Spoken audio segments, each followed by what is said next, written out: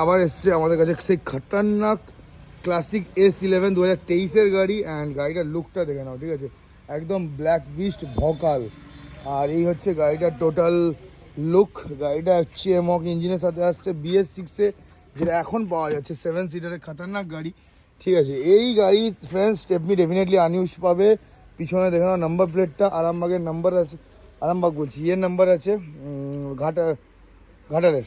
তো এই হচ্ছে গাড়ির ক্লাসিক S11-এর হচ্ছে ব্যাচিং। আর পিছনের সিটিংটা দেখিয়ে দিচ্ছি, রেডের সাথে সিট কভার্স আছে।